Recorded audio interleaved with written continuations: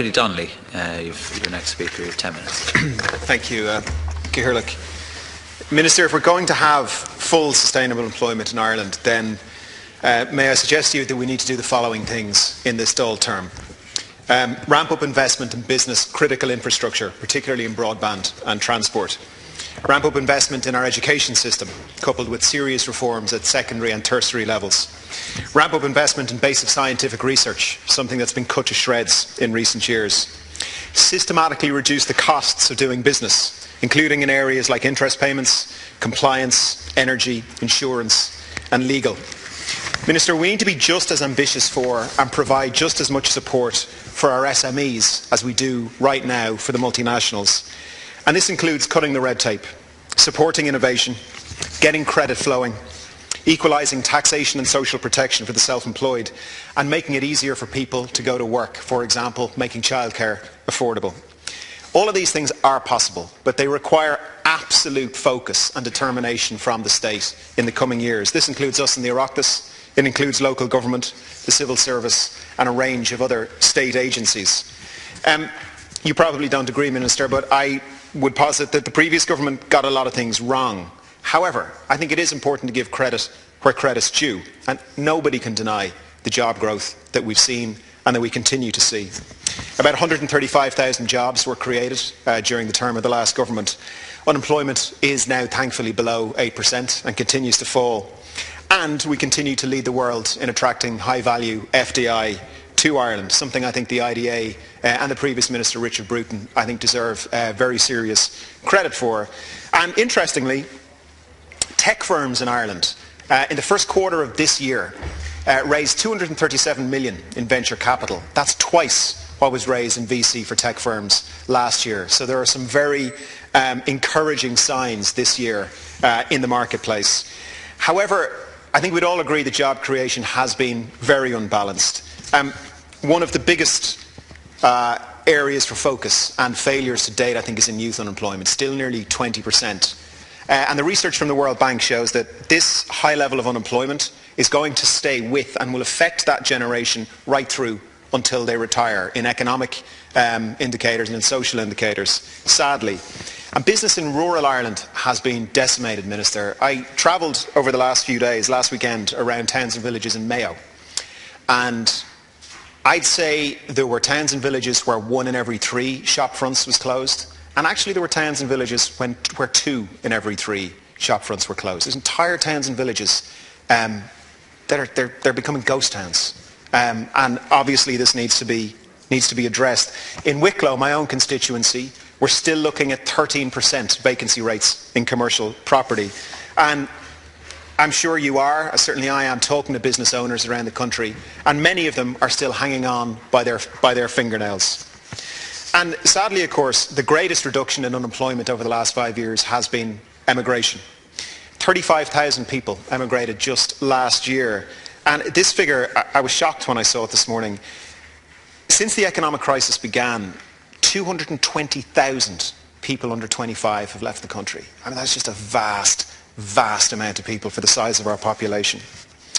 So the question we're addressing today is how to turn a fragile and uneven job recovery into a sustainable and full job recovery. So I'd like to suggest a range of different things to consider. We must much more fully utilise the multinationals that are here. Long may these companies continue to come and long may they stay. But we've got to start linking indigenous industry much better into the multinationals. And the original FDI strategy, if you go back a few decades, the plan was that the multinationals would come and that Irish indigenous industry would become the supply chain to these. And it hasn't happened.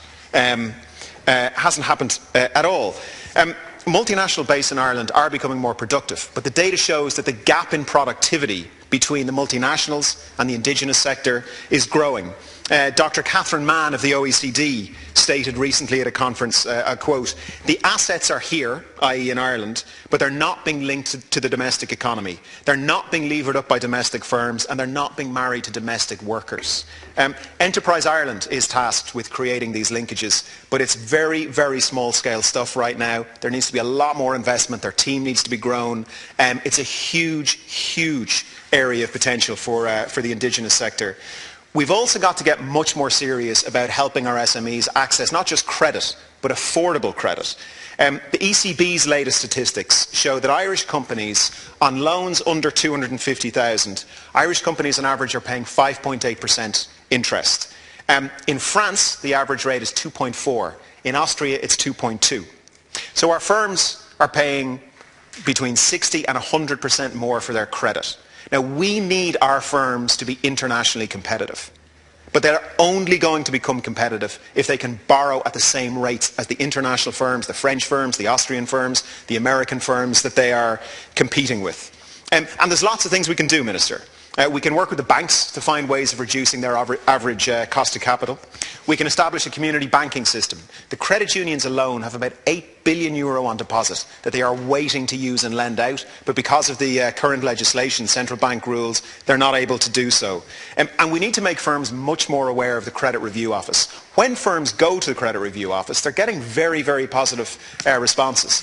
But if you do a straw poll of the firms, and if you ask them, are you aware of the Review Office, and are you aware of the other supports around, be it through the LEOs or other areas, actually the level of awareness isn't that good. So I think there's a very important piece of work to be done to reach out to the SME sector and educate them as to what's already available. Ireland's investment in infrastructure needs to be increased, and this is critical. IBEC are calling for it, ISME is calling for it, everybody is calling for this.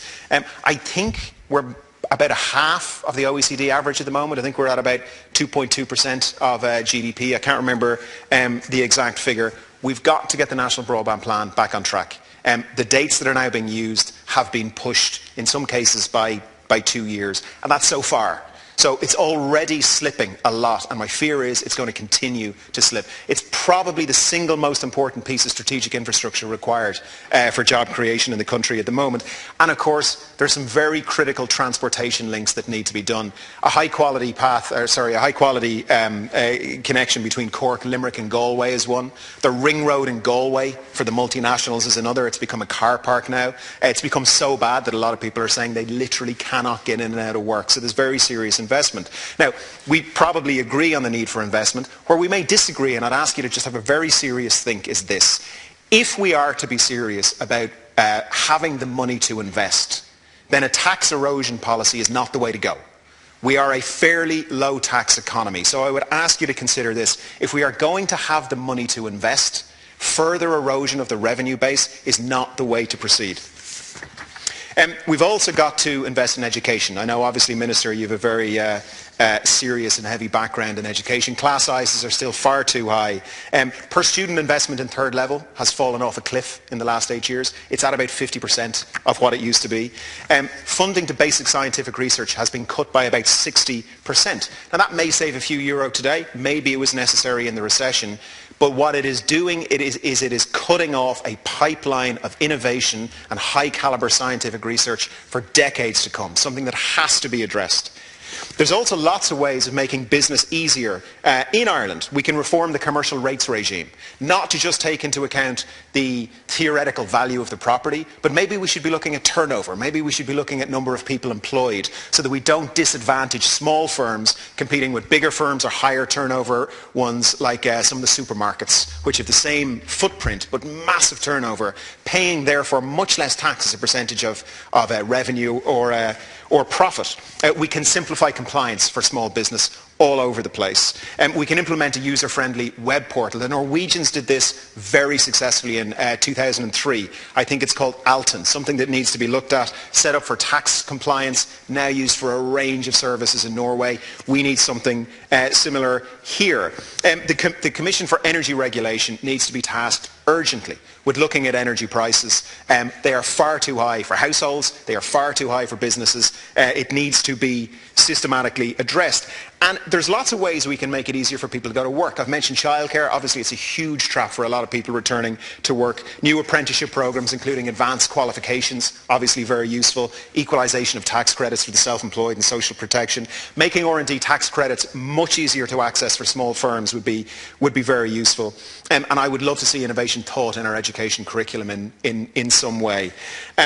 Minister, Ireland is a very small country competing in a highly competitive and increasingly globalised world. So it isn't enough for us to be successful in attracting FDI and multinationals. They can leave just as quickly as they arrive. We've got to back our own businesses just as much as we do the multinationals, and we can.